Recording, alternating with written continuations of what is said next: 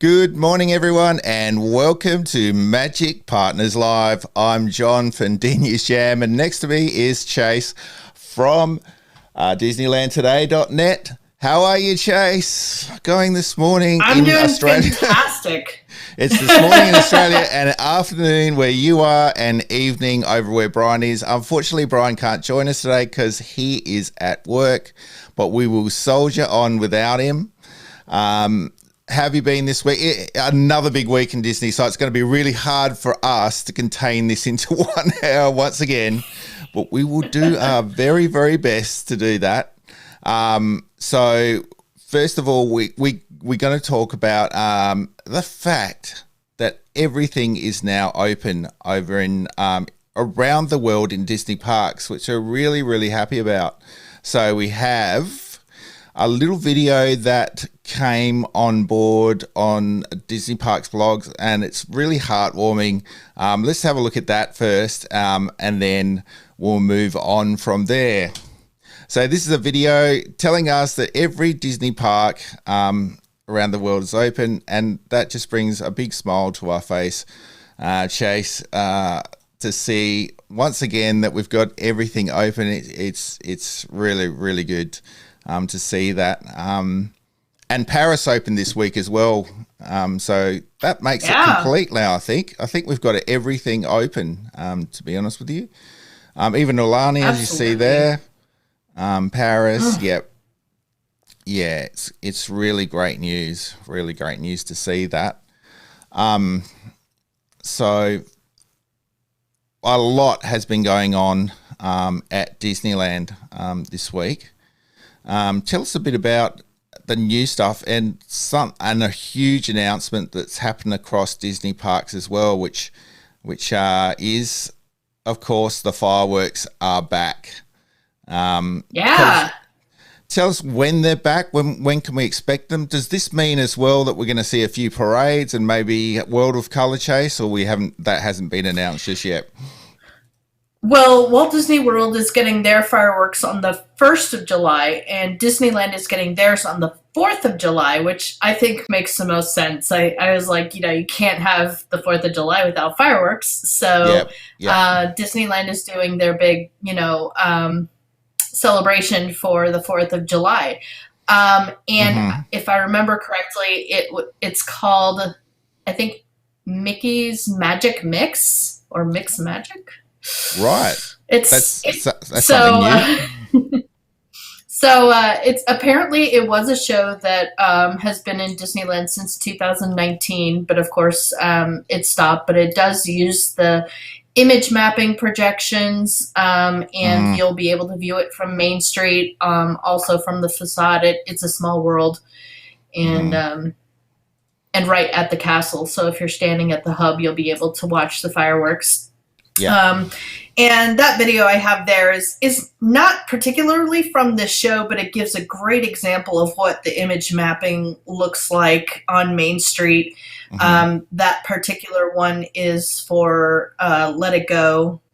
So of course they do the snow bubbles that look, it looks just like snow. And the image mapping is just incredible. I don't think Disneyland is quite at the image mapping level of Walt Disney World, but it certainly does look impressive. And the fireworks are a welcomed show. They're a nighttime spectacular. Everybody's been looking forward to it. Unfortunately, we don't have any news yet about whether the parades will be back right away or whether World of Color will be back right away. Yeah. So, but as I predicted there, it can't be too far off if fireworks are coming back because it's just another big gathering. It's just a matter of getting the performers back for things like Fantasmic and getting everybody to participate in the parades and training and choreography and all that. So as soon as they're able to do that, I'm sure we'll get everything back. And I've heard that character meet and greets on a closer level, not so far away, so where you're taking selfies, those will be coming back soon. Very soon. So And that's so good. Gavin Newsom seems to be pretty proud of himself. I saw him this week. Seems to think that because he held off so long, that's why things are looking really, really well. I would gather that he's got a few businesses that wish he opened up a little earlier, but we're here now, and things are open. And have we got interstate visitors being allowed to Disneyland yet? Has that come about yet, Chase? Absolutely. Yeah. Yep. We've got, Yep. as of the 15th, out of state visitors are allowed back into the parks, Yep. and we are completely maskless for vaccinated guests. So Yep. if they're going by an honor system, so if you're not maskless, they ask, I mean, if you're not vaccinated, they ask that you do mask up indoors. This includes children who can't yet be vaccinated. Anybody 12 and up can get those right now, but they're Right. still working on that. So if you do have a kid that's younger than 12 that hasn't been vaccinated, please wear a mask indoors. Outside, you're fine. Right. Indoors on attractions and restaurants, please make sure that they're masked up, just so that everybody's safe. They're Yep. safe, and everybody has a good experience. So, so far though, it has been so great seeing everybody's smiling faces without masks on. It's really nice to see how excited everyone really is Yeah. from underneath the mask. Yeah.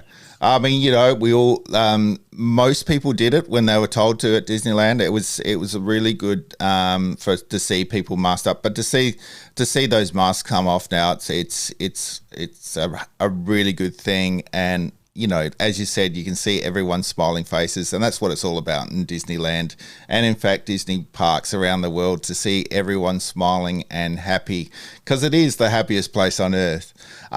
So talk to us a little bit as well, what's opened up in Disneyland this week, because we've had some new openings, and also we've got this little story here about new things that are happening in the downtown Disney district. So what if what restaurants and attractions actually opened up this week that we didn't see before, Chase? Okay, so we got the big ones, of course, are Oga's Cantina and Docking Bay 7 over in Galaxy's Edge. Those were the big ones. Everybody was waiting for the return of Oga's Cantina. Absolutely. And it is still very difficult to get a reservation. You have to be quick on your feet to be able to get in there to see Rex and have a drink. But it's definitely back. People are happy that it's back. Pizza Planet has also opened back up, and now with not so much Docking Bay 7, I think I haven't seen where their stance is on mobile ordering, but I know Pizza Planet is doing mobile and standby, so you can.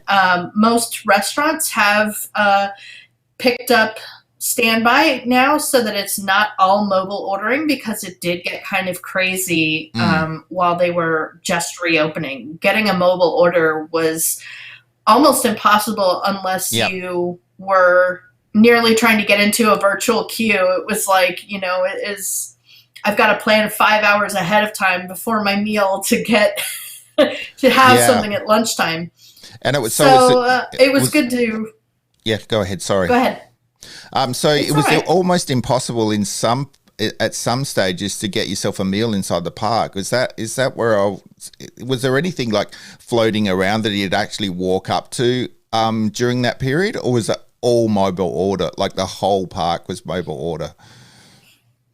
For the most, like right away, like right when it reopened, pretty much was all more mobile order. But then as things kind of went on, very, very few places picked up standbys. So I know Plaza Inn was one of them that did pick up a standby line where you could come in, and very few people could sit inside.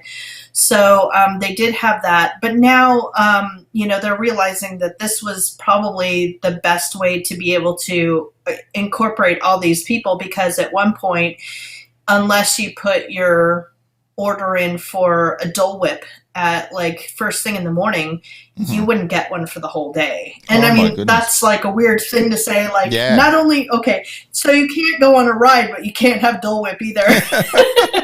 Unbelievable. So it was, Yeah, it was pretty so hard. yeah, it was taking people anywhere from 3 to 6 hours to be able to have a Dole Whip, and you're like, really? I mean, is it that hard to serve soft serve? Yeah. So Um, yeah, they were able to work out some kinks in the system, and I think That's having good. standby, especially stuff for like the shawarma cart and treats, and basically like your pretzels, churros, all that kind of stuff. Now they have more where you can just walk up and get one like you used to. Yeah, and at that point, did they have, like, as we have a look at this, some new things happening at Downtown Disney, could you walk out, say, into Downtown Disney and get sort of walk-up food or not? Was the Downtown Disney the same? Was it mobile order as well? I'm actually not too familiar with what was going on in Downtown Disney. A lot of people weren't really covering it, but it was either, you'd have to get your reservations in relatively quickly to be able to enjoy places that did offer outdoor seating, because they weren't doing anything inside. So if they offered it, you could get some really good food. And I love going to Downtown Disney for Ballast Point. It's one of my favorite restaurants over there. But yeah, I imagine if you didn't like really get on it and try to get into where you could actually order food, you're probably out of luck. But I'm sure now that, indoor restrictions have been lifted, it's a lot easier now. I'm sure you can just go up and enjoy things pretty much like you did before. Okay, that's fantastic. And what with the mask mandate finishing, what happens to social distancing? Are we still seeing those long lines because people are 1.5 meters apart, or 6 feet or 8 feet, whatever it is over in the States? No.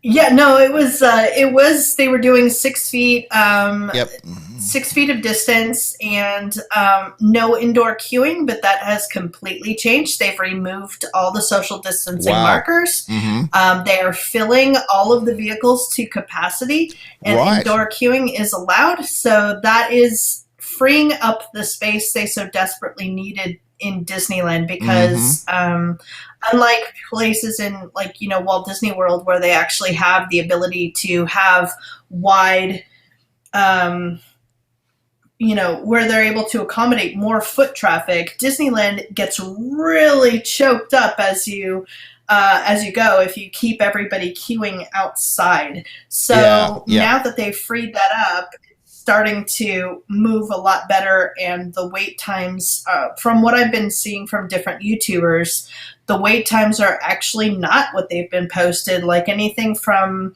that says like 45, 50 minutes is probably half that, more like 25, 30 minutes. And so it's been really good. Everybody's been really happy. You can see pictures where it looks like it's to the point of like, how would you even get through that crowd? But it tends to be just in certain areas. It's actually not as bad as it seems in the park. It's not at full capacity. I have seen on so many websites, Disneyland is now at full capacity. No, it's not. It's probably about 50%. Right. But they get pictures of a sea of people, like literally just like heads everywhere. You can't even see the concrete. But those are just in certain areas. As you start to disperse, there are huge areas that are completely empty. So I've been watching these places, and I've been this close to contacting them and saying, Disneyland is not at 100%, guys. It's just, you're turning people away. It feels that way, but it's not. Yeah, look, I remember even pre-pandemic crowds, they'd take a picture of Main Street like middle of the day or something, and it was packed. And you didn't feel that way when you were in the park. Like, you didn't feel it was full. And, you have to be really careful when you're saying things like that, because people will stop. They might say, oh, it's full today, so I'm not going to go down. particularly if you start saying things like that in the morning. People will steer away from the park. So, I haven't, I've seen days where there's a lot of people in Disneyland, but I've never seen a day, even in pre-pandemic levels, where you couldn't get inside the gate, and it didn't feel like I was, claustrophobic in every absolute area of the park. So I think you're right there. It's a little bit deceiving. But, even with, in the last few weeks, even with Starbucks inside the park, because you had to do that, that 6 feet away with the lineup, and they weren't letting many people into the actual store, you'd have this huge lineup at the front that went for miles because of that. So all that situation has now gone away. Am I right in saying that? You don't have these big lineups outside retail stores anymore. No, I'd say that's right. Yep. And no, I'd agree with that. Yep. And so I heard, I'm pretty sure from your source this week as well, that that Indiana Jones has started, the virtual queue. Are we seeing that? Because we've got it still over at Web Slingers, and we've got it for Rise of the Resistance. Are we likely to see that coming on any more rides in the future, do you think, Chase? Is that, a really good way of lining up as far as Disney's concerned, do you think? I think it's going to, I think it's definitely going to be a thing that we start to see. It's probably definitely won't be at all at once. Yeah. But Indiana Jones was really a good test for right now, because of the fact that they were having to extend the queue into Jungle Cruise, which is closed until July. And this allowed them to basically say, okay, we have basically met the capacity of standby riders. Let's switch to a virtual queue. And then, it's either touch and go. It was like, okay, how many are we getting in the virtual queue? Mm-hmm. Will we go back to standby, or is it just going to be the virtual queue for the rest of the day? And so far, what it was looking at is like, if you went on to Indy first thing in the morning, like if that was the first ride you'd hit, you'd get standby. But then as the day went on and it started getting more crowded, then they would switch to the virtual queue. And with Indy, you could have all of it didn't interrupt the other virtual queues that you were holding, either for Rise of the Resistance or Web Slingers. You could hold them simultaneously. Which just goes to show that they could have them on a normal system. So if they did something instead of Fast Pass, they could literally put every ride that has a Fast Pass have a virtual queue. Right. Because that is basically what Fast Pass is. Yeah. It is just saying, come back at this time. Yeah. So you could have, Matterhorn, Star Tours, Space Mountain. You could all have that kind of thing where it's just like, you go into a virtual queue, and once they get a certain number through, it's like, okay, your boarding group is ready. Come on back. And then you just go on the ride. So I think it would be much better than doing the Fast Pass system, honestly. I really am not a fan of the Fast Passes. So I'm hoping that they do implement that, because I think it'll be better in the long run.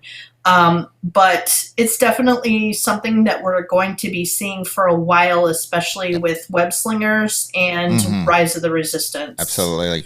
And so it'll be around for a bit.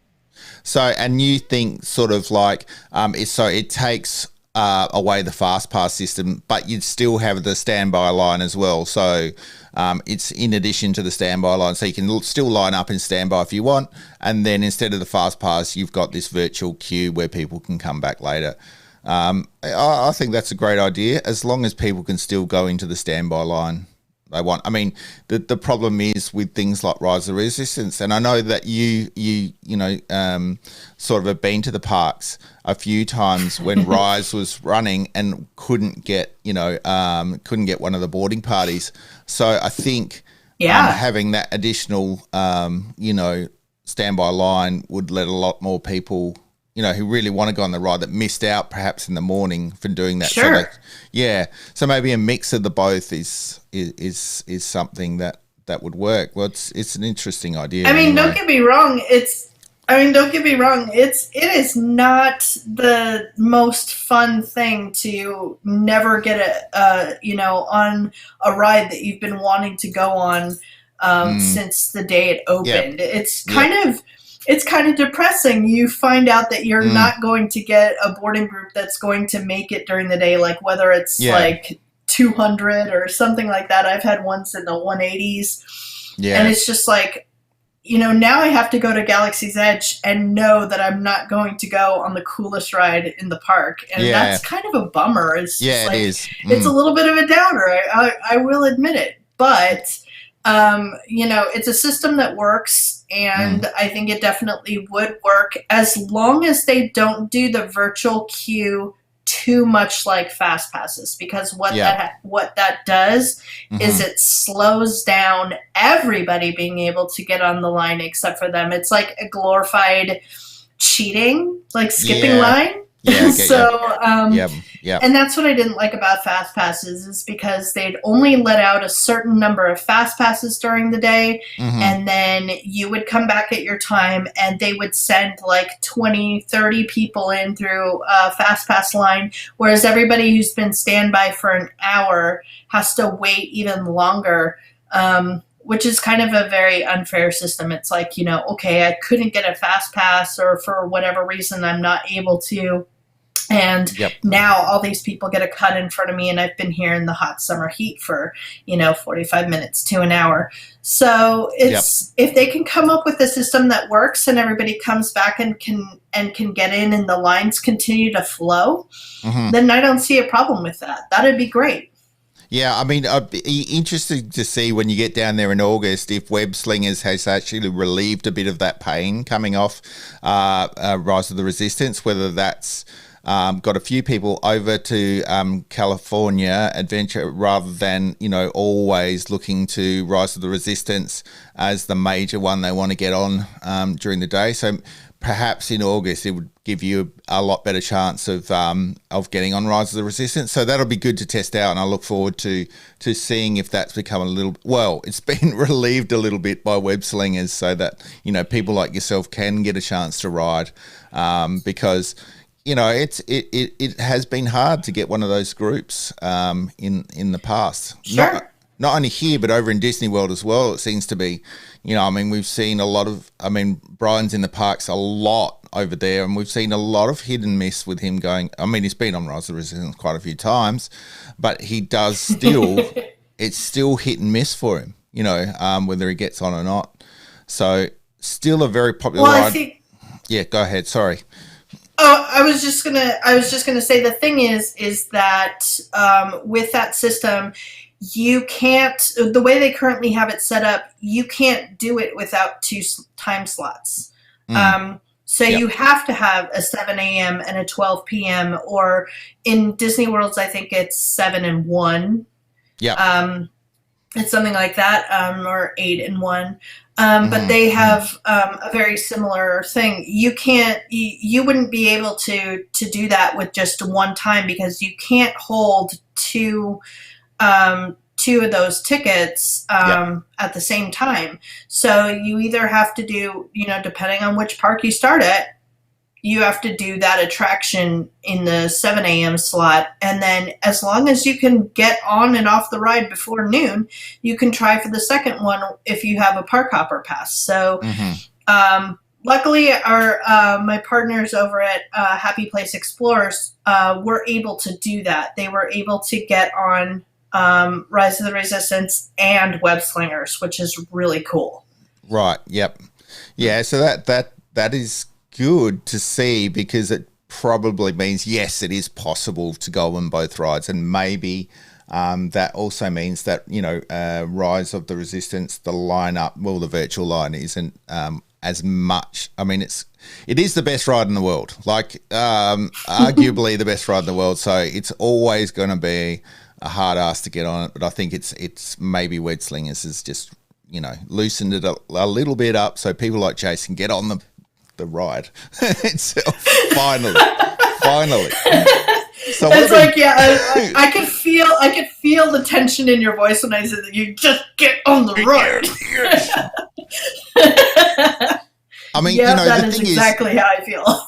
The thing is, if you're an out-of-state visitor like yourself, and if you're coming in internationally later on, before pandemic started, I mean, how frustrating would it be if you, went for a few days for a holiday and came from a long way and you couldn't get on Rise of Resistance? It would be really, really frustrating. But anyway, and But it's the same way now with the fact that there's no annual passes right now. So it is kind of the same thing, because now you're having to pay for each day. Whereas, it was like, oh, okay, well, I'm an annual pass holder. I missed it this time. I'll be back next week. Yeah. And that's an interest. Just before we get on to what we've been looking at, this yummy food, that's an interesting, comment there, Chase. When will we've had some announcements regarding annual passes at Disneyland, haven't we? What's going on there? When when can you get another annual pass? When's that coming back? Well, Bob Chapek has said by the end of the year. So we haven't really seen anything new, like no new dates or anything like that. It's still end of the year. And I'm guessing we'll probably see something around October, November being a little bit more. We might get something by then that says, because anytime you say, by the end of the year, it's getting closer to the end of the year before you hear about it.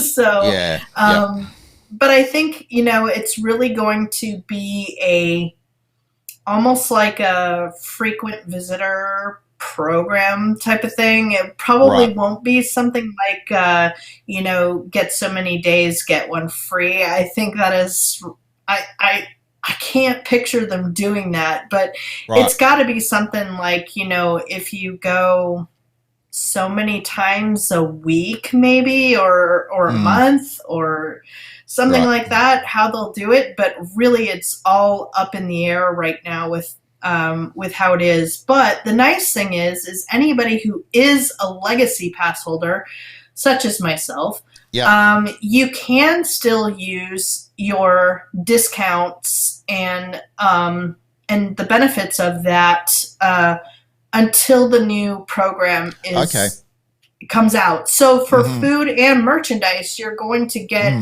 the percentages that you got as a pass holder before the new program comes out, which is nice, because that can be anywhere from 10 to 15%. Yeah, which should save you quite a fair bit in the day at the park, if you're eating and buying a lot of merchandise.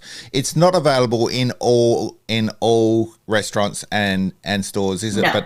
But a lot of them are available. A lot of them, yeah. Mm-hmm. Yeah, and all you need to do is sort of walk up to the counter and say, do you have, annual pass holder with discounts, and they'll let you know at the stores. It's the annual pass holder was a fantastic thing.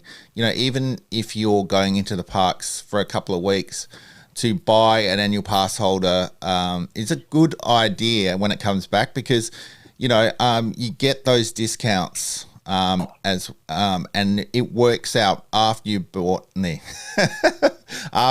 your merchandise and eaten in the parks for a couple of weeks. It works out cheaper to actually get the annual pass. So when it comes back, and if you're traveling for an interstate, think about getting an annual pass, particularly if you're going to Disneyland or Disney World. Well, Disney World's already got it, but Disneyland for a couple of weeks, because it can really save you a lot of money with with those percentage off discounts that you mentioned. So so let's get to the point what I've been showing for the last, God, we do like to go into sort of Disney talk, don't we? It happens. Disney happens. Just to mention to you guys, we're streaming onto Facebook on our new page today, as well as YouTube. So if you've got any comments or any questions, please fire away. We will put them on screen and see if we can answer them for you. But let's get into the summer at Downtown Disney now. The last time these are quite clever. These what would you call these? These mosaics with point of views. It does have it kind of has. There is a word for it. I just can't think of it. But basically, if you go off to the side, it won't make sense. But if you look at it from a certain direction, then it all seems to come together. It's like one of those like optical illusion kind of things. But it makes for a really neat piece. Last time I saw this was 2019 at Halloween. They normally do it for Halloween and different seasons in downtown Disney. So happy to see it back because it's an awesome thing. It looks great. And having a look at the new food that they've got at downtown Disney for summer looks fantastic as usual. I mean, there's so much choice in downtown Disney for food. So to have this added to it. I mean, look at these. Disney food. You just want to eat it. It looks delicious. That looks like, so what you got there is like, I think that's like a cake pop on the right with the watermelon. That looks like a cake pop. I can't tell what the one on the bottom is. It looks kind of like some sort of street taco, maybe. Yep. Something like that. It looks really delicious. Yep. And then there's that cupcake of sorts that's up there that looks absolutely mouthwatering. It looks like some really good meringue there or something like that, maybe with a gold dusting or something. But I love it. I love Disney food. Yeah. And they just got a new drink in Galaxy's Edge, by the way. They just got a new, it hasn't shown up on East Coast yet, but on West Coast, they got a new drink, which is I think it's called cold brew half calf, something like that. And it's basically like a cold brew with a sweet cream cheese, which is like very, very creamy, almost like just regular cream, and then covered with like Cocoa Puffs, like chocolate puffs. And so it's an iced beverage, and I've heard it's absolutely delicious. And is this only available in August Cantina, or is it available across Galaxy's Edge? It's at the Cargo Bay. Actually, it's so it is a non-alcoholic drink. You can grab it at the Docking Bay 7. And it's like I think it's just over $5 or something for it. I can't remember the exact price, but it looks really, really good. I'm not a huge fan of coffee, but especially because cold brew can be a little bitter. But it says with that cream cheese, it's like a sweet cream cheese. They said it kind of takes the bitterness out of the cold brew, and then you get that chocolate burst on the top. Sounds worth a try, definitely. We've also got some new merch offerings for summer. Summer's brought out a lot of new merch at Disney. Even with Shop Disney, there's a lot of new stuff that's come out.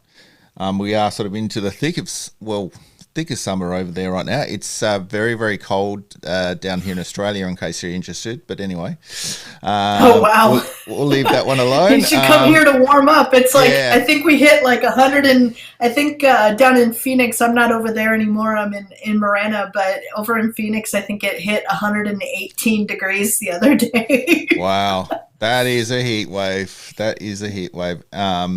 And look, just down here, just to show you, it's when you're not looking at these point of view type things, what they can look like. So this doesn't make sense. But if you walk around, you'll probably see Daisy as you do with Donald up here. They're really cool. You should get it. If you've got the means, get in there and take a look. And I'm sure this food will be worth a try at downtown Disney as well. So, even for lunch, if you're in the parks, because park hopping is available now, you can come to downtown Disney, grab some lunch or dinner, and then head back into the park. What time is Disneyland open to at the moment at night time, Chase? I want to say it's 8 to 10 right now. You're gonna have to like double Yeah. check on that for me Yep. because I'm not quite sure, but I think that's where we're at right now. I think Yep. it's it could still be 9, but I have a feeling that it's 10. So I think it's like an 8 a.m. to 10 p.m. right now, Yep. and I'm not sure if that will be increasing until it'll probably open up a little bit later when the fireworks start going. So Hmm. we may pretty soon get that midnight thing going. We've just had, as far All as right. attractions that have opened up, we did get Davy Crockett's canoes reopened. Oh, yep. Buzz Lightyear's coming soon. Hmm. So Buzz and Nemo will probably be back soon. And I think once the fireworks start, we'll start to see the park hours freeing up a little bit. Yeah. And I don't know if I mentioned it or not, but has the perspex been removed on all of the rides at Disneyland as well, with with the new mask mandates being dropped? Like any of the, are you talking like the plexiglass? Plexiglass, sorry, perspex here in Australia, plexiglass with you. But yeah, Yep. that's been taken off the rides as well. So no, That's correct. And plexiglass. I've heard pre Yep. shows are coming back, which was really important. Yep. So, Walt Disney World, I know, just got the Haunted Mansion stretching room back. Hmm.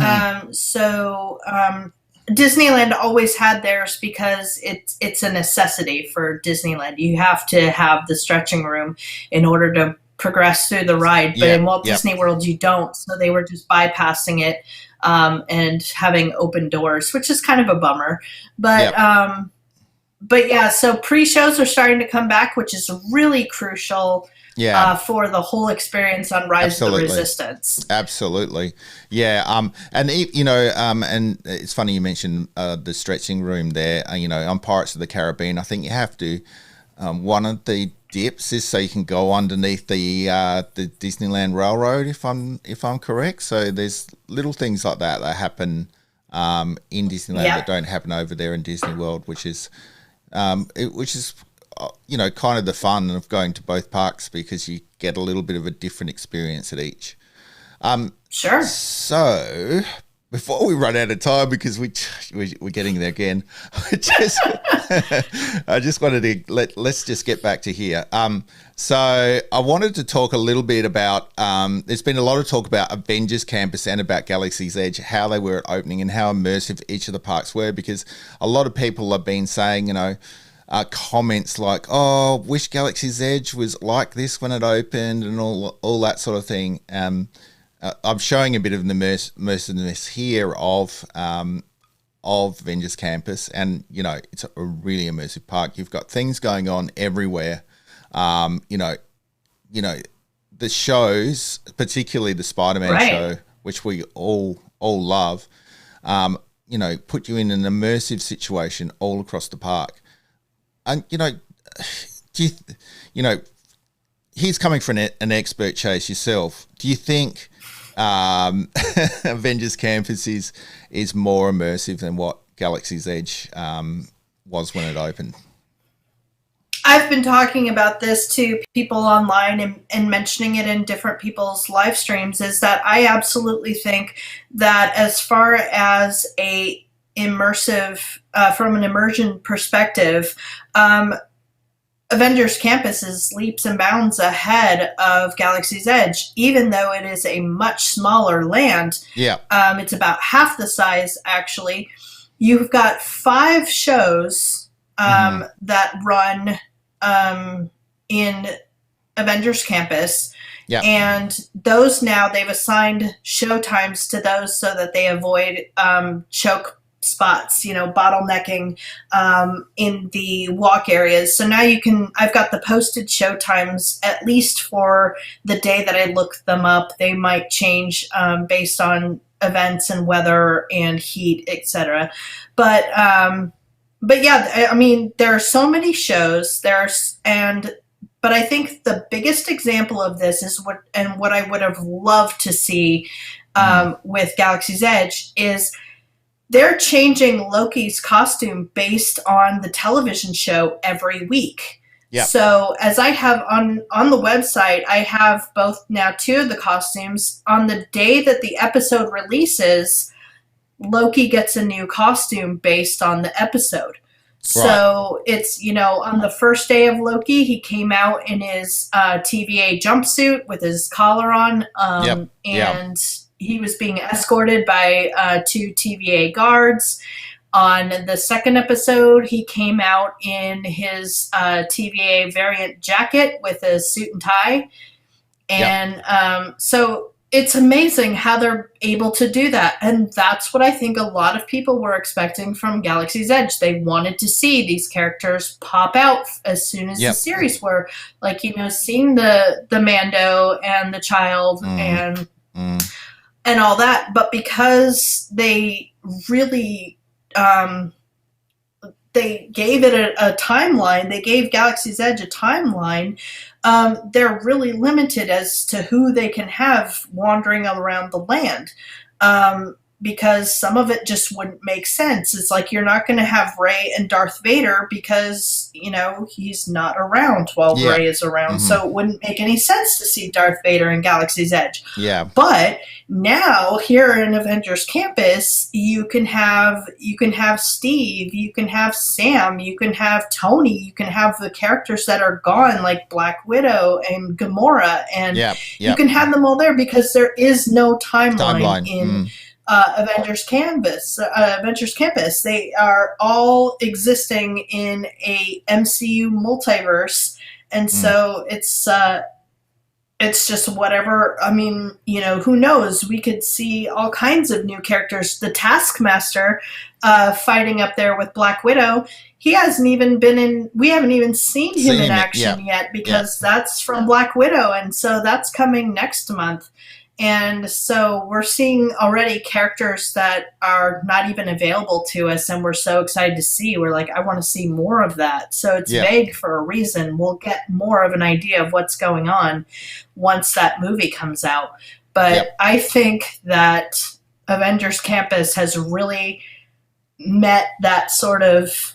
They fixed what was the high expectations of Galaxy's Edge and brought it to the land. So now we're just waiting for that big e-ticket attraction that's going to be built in that Avengers headquarters building. Yeah, because over in we're about to see an Avengers Campus over in Paris, and they're getting a roller coaster, I believe, Chase. For an Iron Man roller coaster. Yep. So that sounds great as well to take a look at that, and we could see something like that, coming to Avengers Campus in Anaheim, because we've got all that room and all that space to do that sort of things. Let's not forget, with Galaxy's Edge, you've got some you've got some great immersive attractions. If I call them attractions, you've got the droid build, which everybody loves. You've also got, Savis, which, building your own lightsaber. It is, I know, and as well, Chase, from the experience, is a fantastic Star Wars experience. Let's move away from that. So, let's not forget about that. You can't, this is like the coolest part of being able to go to Galaxy's Edge and building a lightsaber and physically being able to hold something that you put together. There's nothing like that in anywhere. And so to be able to do that is super cool. And I think the fact that you can battle those spider bots is just as interesting as being able to build a lightsaber. The fact that it's an actual interactive toy that you can actually have with somebody, like based on the hits your spider bot takes, you can all of a sudden just go poof and you lose. It's like it's the top of their heads pop off basically. And it's like, okay, I know I lost. And it's like a video game in a little physical spider bot body. Yeah. Again, to the mercenaries. And of course, with Galaxy's Edge opening, we didn't see a Rise of the Resistance opening at the same time either. Which was disappointing for a lot of people. So it's interesting to see. Do you think they'll think they've learned the lesson and they'll probably fix things when? I mean, let's talk about the Star Cruiser, but the Star Cruiser isn't going to be available to everyone because it's going to be quite expensive. So we won't see, Right. That much, as many people on the Star Cruiser. But do you think, they will kind of fix things over there in Disney World with the Star Cruiser coming on? And do you think that looks immersive enough to, to people paying a premium price to go and see? How do you think that's going to go, Chase, with what you've seen? It's definitely, I mean, from what I've seen, which looks amazing, by the way, just the fact that they've, hinted at what that lightsaber is going to look like is probably the most amazing thing. Everybody wants to see that lightsaber working. And so that's going to be what everybody's waiting for right now. But I think the immersion is there, but I think they're still on the timeline. Same timeline, yep. And I think they have to at this point because they've established that they're very similar. You can basically take a shuttle from Galaxy's Edge to the hotel in like a seamless transition to go with the story. So I think they're still trapped in that timeline, but I think that they're going to make the most out of it for, so you get the most bang for your buck, Yeah, absolutely. And, look, we could see a visit to Batuu in one of the series, which could adjust the timeline a bit. They might. I mean, I really think eventually they're going to have to not actually break the timeline, but just like make some certain adjustments. Like, we might see the Bad Batch travel to Batuu or something like that. If that happens, then of course they can.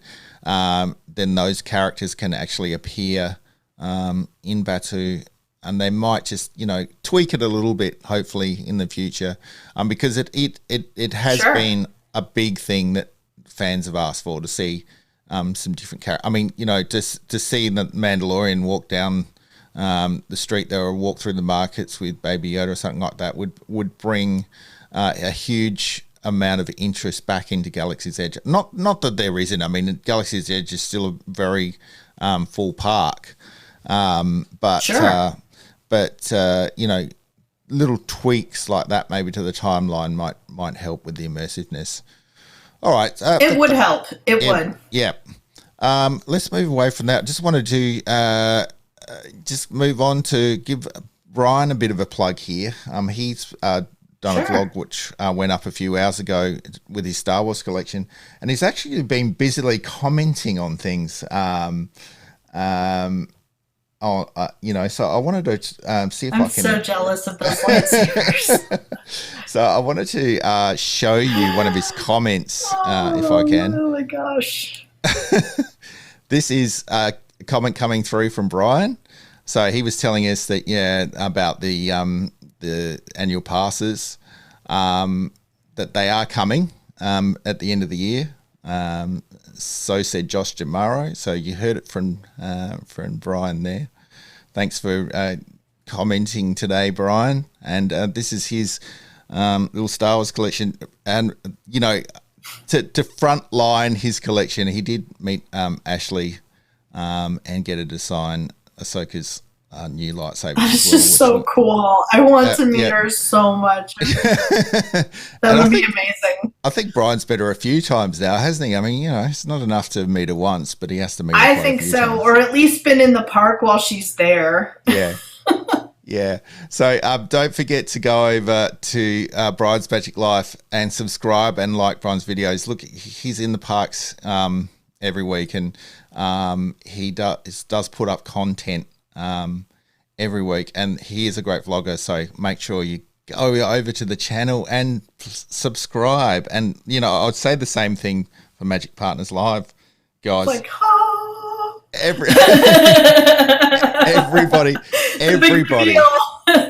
everybody needs to subscribe to Magic Partners as Look well. Look how shiny that is. Yeah.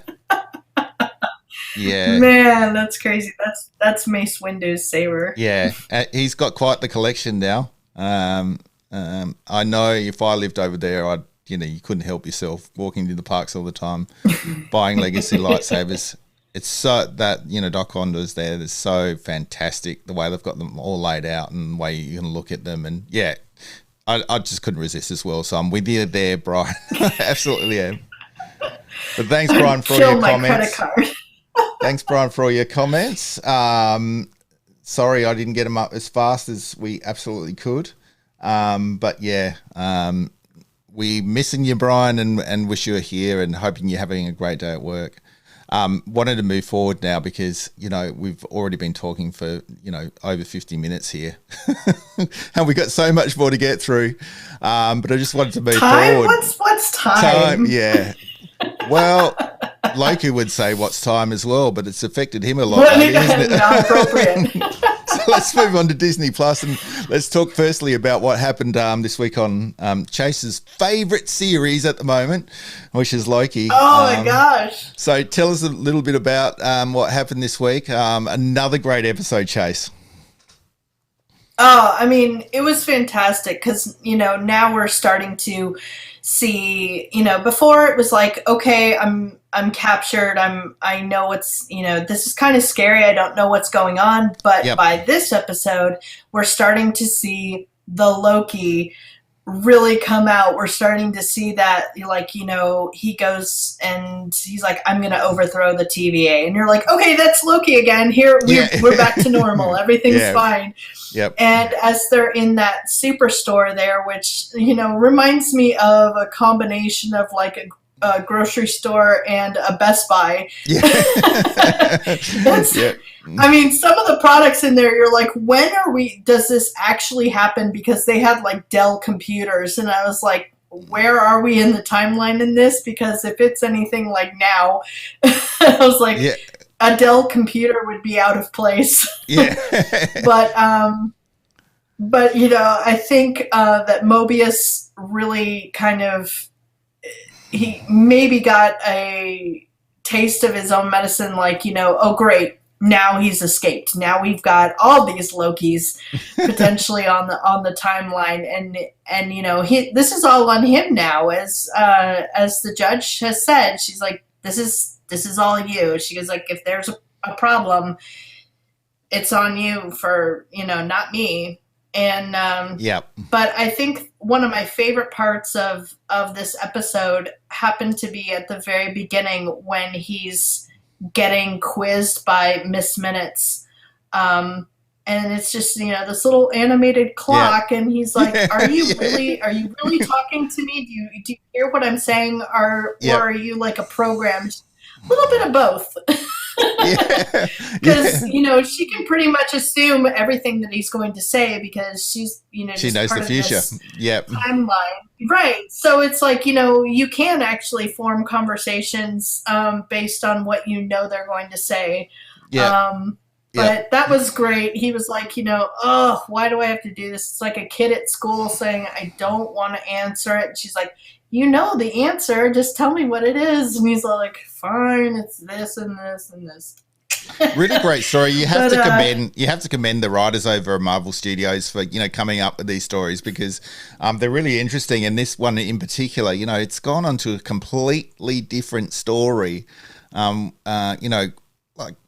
could have thought, like, at the start of Loki, what's this going to be about, what Loki's done in the past? But they've gone into this completely different tangent, really, haven't they, of stories? And it's really interesting to see that, especially knowing that there's not one Loki in the timeline, but there's many, many Lokis. So we're going to come across. And as we've got now, Lady Loki. Yeah, absolutely. Unless they change who it is, everybody's assuming that it's Lady Loki.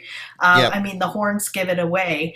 Yeah. But she's got a broken horn on one side, which is kind of interesting. It's like, how did that happen? Yeah. But it's interesting to find out that he's got to figure out everything about this person now and what her ambitions and motives are. Because right now it's like she's like, I really don't want to have anything to do with you. What I want is different than what you want, and so now he's going to have to figure out what she's all about. Yeah, that's right. So we still have, even though we have 4 more episodes. they're going to be action packed.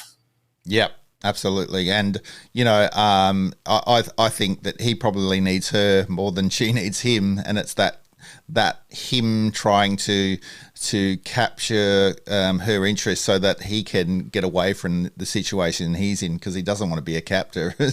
Like, he wants to get out and cause mischief. Yeah. That's what he does. So it's really funny as well. I love the actor who plays Loki. He does it really, really well. And yeah, great series so far. Really looking forward to the next episode. But conscious of time, and we're just moving forward now to what happened on Bad Batch this week, because was a fantastic episode. Chase is really happy about this one. Tell us all about it, Chase. What happened this week? We're up to episode 8 now. Episode 8 was called Reunion, and yeah, fantastic. So what happened this week, Chase? Explain it to us. Oh, and before you do, spoiler alert, everyone. Keep forgetting to do this. Spoiler alert. But go ahead, Chase. Tell us what happened this week. Oh my gosh! Now, I was not. I knew with what Reunion was going to mean. I knew they were going to get to see Crosshair again, but I was not happy about Crosshair at all.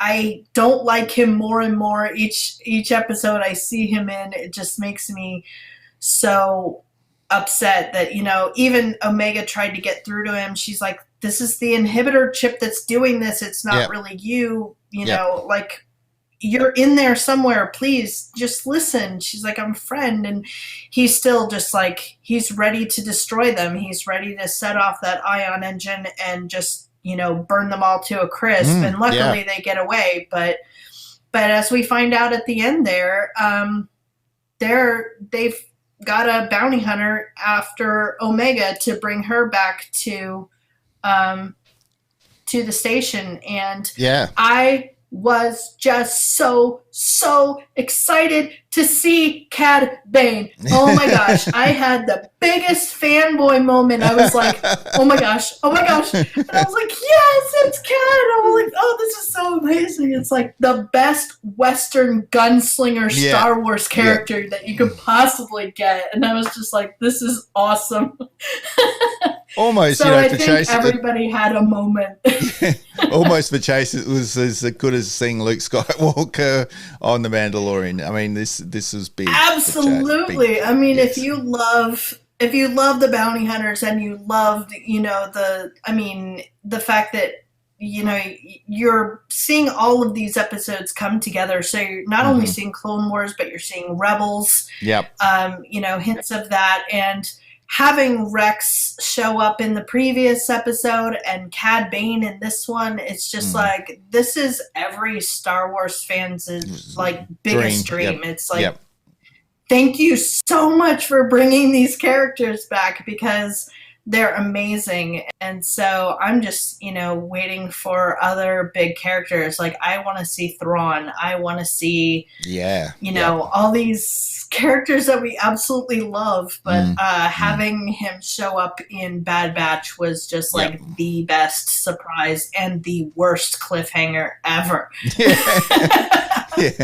Yeah, and look, we've talked about it before, but this new immersiveness, similar to the MCU that Star Wars is going down with Dave Filoni, and it's been even more magnified, if that's a term to describe it, in the Bad Batch. We've seen a lot of Easter eggs. We've seen a lot of characters come from other series, which is fantastic. We've even seen a hooded, cloaked figure that we all think is Ahsoka. So. The next. I don't know. I still think that we saw Rex. I think that that was Rex. Okay. Well, we never know, do we? Because he said that they were the ones to contact him, and that's how he got the lead that they were there. So I was like, when I saw Rex, I was really, really happy, because he's still a really great character. And he's looking out for his brothers, but he's very wary of them too. Like, you guys still have your inhibitor chips. You're the threat. Yeah, that's right. And we're still waiting to see a live action Rex as well, which would be great. I think as time goes on, especially with all the Disney Plus series that have been promised, we will see a live action Rex at some stage. Particularly, I think with the Ahsoka, I think if she does with her series, we might actually see Rex. And Oh, absolutely. And big chance we'll see him on Mandalorian if as well. She's there. Yeah. Yeah. Mm-hmm. Yeah, there's a chance there, but definitely with Ahsoka. Yeah, absolutely.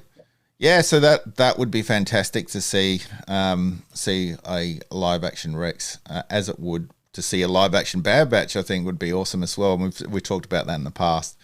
But I'm conscious of time. We've gone over the hour now, but I just before we go, wanted to talk about something that came to Disney Plus as well this week. It's been really busy over there this week, and that was Luca. Both you and I have watched it already. It came free to air, so that was fantastic. We didn't have to pay for it this time. Cute little Pixar movie. It kept my interest the whole way through, and a sweet ending. Not their best, I think, in terms, but still very cute. Animation really great, and some funny moments. So it's definitely worth a watch, and a good addition to Disney Plus. What do you think of Luca, Chase? I wasn't a huge fan, but okay. Looking at the two of them together, it screams Onward. It seems a lot like Onward with the animation of like Wallace and Gromit. So if you're familiar with that type of claymation, the characters look a lot like that, especially with the big eyes and the kind of the mouth and just how they move. So it reminds me a lot of that style of animation. Yep. But I mean, the music was great. I will give it that. It has amazing music. And the characters are likable enough, but I just was like, okay, I'm not getting the emotional connection like something like Coco. I was bawling. I couldn't help but just feel so like emotional when I was watching Coco, but I just couldn't really get into this movie like I can with other Pixar movies. Yeah, you kind of think that this would have never hit, the movies as such. It always would have been a streaming service only sort of movie, and that's okay. I mean, it's good to have these offerings coming to Disney Plus that are free. So all of us people paying that subscription do get more and more. I mean, it's enough just to get the series sometimes from Marvel and from Star Wars, but to get these little additions as well are really nice and makes you, excited for the future on Disney Plus to see these sorts of offerings. They may not be for everyone, but there's other things on Disney Plus that are for Pacific people, and some people like them and some people don't. But there's so much content on there that you can easily go back to Disney Plus at any time and have new things to watch, and also watch back on things you haven't seen for a while. It's really been a phenomenon a little bit, Disney Plus. The amount of subscribers they've had come on straight away has just been amazing. They're looking at Netflix heels already, and they've only been around for what's it been now, about getting close to a couple of years, isn't it? End of this year's 2 years, isn't it, Chase, since Disney Plus has been around. Mean, if Loki gives you an idea of anything, it's that on its premiere day, almost 900,000 people watched Loki, the very first episode of Loki, the day it was released. So, there are over 100 million subscribers, or whatever it is. That it's huge. It's massive. They have a massive base, and I think doing a weekly series is smart, because otherwise you binge watch everything and then you cancel. And this keeps Disney going. To have especially two big series like Loki and Bad Batch simultaneously on Wednesday and Friday. It keeps everybody watching. It keeps you engaged, which is extremely smart on Disney's part. Yeah. So, yeah, Disney Plus, fantastic platform. We're so happy it's here. It did service us really well over the pandemic when we were all locked down as well. It was, yeah, just at the right time, I think, for everyone was Disney Plus. Look, we're now gone over time, as we do. We could keep talking all day about Disney. We love to talk about Disney, but we sort of try to keep the shows as close as we can to an hour. But it's been another huge week in the land of Disney, as it is every week. You know, we talk at the start of the week about what we're going to talk about, and by midweek we're writing down lists of what we're going to talk about. So thanks everyone for joining us on YouTube and on Facebook now as well. We're going to be here every week. We might be varying the times around a little bit moving forward, just so we can work around what all of us are doing. We all have busy lives, but we will try and get to you every week because we love talking about Disney. It's not like, you know, we're trying to. We're just trying to find an excuse basically for us to talk about Disney. We love it. But before I go and lose my voice, I just wanted to tell you, please subscribe to the channel. The more of you subscribe, the more content we can bring to you. Please try and get over to the live shows and comment and let us know the kind of things that you want to see. I do. These shows are rewatchable as well. So if you've missed the show today, you can go back to the channel and rewatch the show at any time. And also drop comments when we're not live as well. I know Chase, Bryan, and myself are available kind of 24/7. So if we see any questions you might have, say you're traveling to the parks and you don't know what to pack or something like that, please drop us a question or a comment, and we're happy to get back to you very, very quickly. On top we of that, watch our social media all day. We do. We're constantly monitoring that all day. So we will always answer. We love to engage and talk. So please contact us. We'd love to talk to you. Yeah, absolutely. And saying that as well, in addition, I want to let you guys know about DisneylandToday.net. Make sure you head over there. There's so much. There's a wealth of information over there. You know, about Disneyland and all of Disney. We're so happy to have you on board, Chase, and that is a really great blog site. So head over there and make sure you subscribe over there, and ask Chase anything you want over there regarding Disneyland or Disney as a whole. Also, our missing partner today, Bryan from Bryan's Magic Life.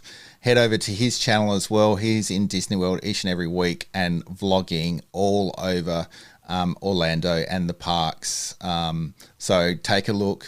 Great vlogger, and make sure you subscribe while you're over there as well, and give Bryan a big thumbs up. We love you, Bryan. And that's it for us today. Great to be here again. Great to have your company, Chase. Thanks so much for joining us.